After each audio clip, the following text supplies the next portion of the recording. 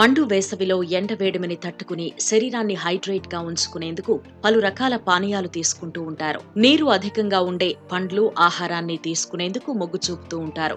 వీటిలో ముఖ్యంగా తాజా పండ్ల రసాలు సమ్మర్లో ఆస్వాదించేందుకు ఇష్టపడతారు. అయితే షుగర్ పేషెంట్లు ఏ జ్యూస్లు పడితే ఆ జ్యూస్లు తాగితే కొంపు మునిగిపోతుంది. ఒక రకంగా ఇవి వారికి విషమే కావచ్చు. వాటిలో ముఖ్యంగా సపోటా, మ్యాంగో, బనానా జ్యూస్, కర్బూజా జ్యూస్, షుగర్ మిక్స్డ్ బత్తాయి, పంచదార కలిపిన దానిమ్మ రసం ఇవి తాగడం ప్రమాదకరం అంటున్నారు ఆహార నిపుణులు.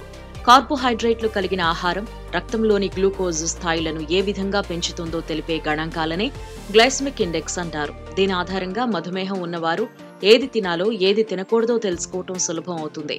55 లేదా అంతకన్నా తక్కువగా ఉంటే తక్కువ గ్లైసెమిక్ ఇండెక్స్ ఉన్నట్టు లెక్క.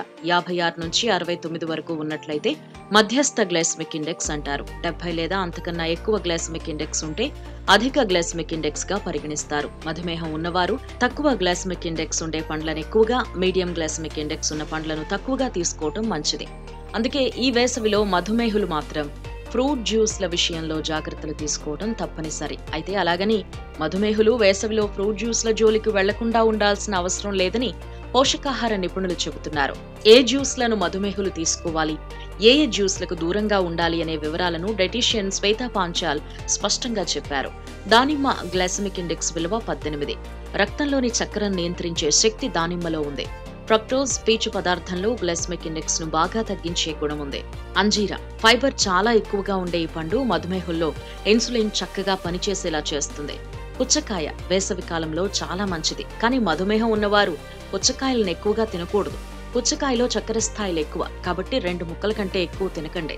మధుమేహంతో బాధపడేవారు అధిక గ్లైసెమిక్ ఇండెక్స్ కలిగిన mango juice, water melon juice, చెరుకు రసం తీసుకోరాదని చెప్పారు. అయితే శరీరానికి తక్షణ శక్తిని అందించడంతో పాటు ఆరోగ్యానికి మేలు చేసే కొబ్బరి నీళ్లు, ఫ్రూట్ కూలర్స్, సబ్జా వాటర్, నిమ్మరసం వంటివి మధుమేహులు నిరభ్యంతరంగా తీసుకోవచ్చని ఆమె వివరించారు.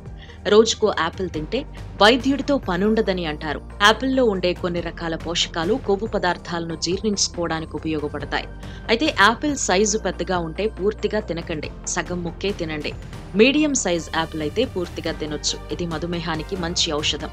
ఇది అధిక మొత్తంలో ఫైబర్లు కలిగి ఉండి రక్తంలోని చక్కెర స్థాయిలను తగ్గించి శరీరానికి కావలసిన శక్తిని అందిస్తుంది. జామకాయలో విటమిన్ ఏ, సి, వివిధ రకాల యాంటీ ఆక్సిడెంట్స్ ఉంటాయి. ఇవి శరీరానికి మేలు చేస్తాయి.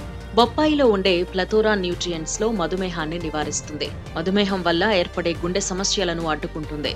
మధుమేహ రోగులు బొప్పాయిని నిరభ్యంతరంగా తీసుకోవచ్చని వైద్యులు సూచిస్తున్నారు.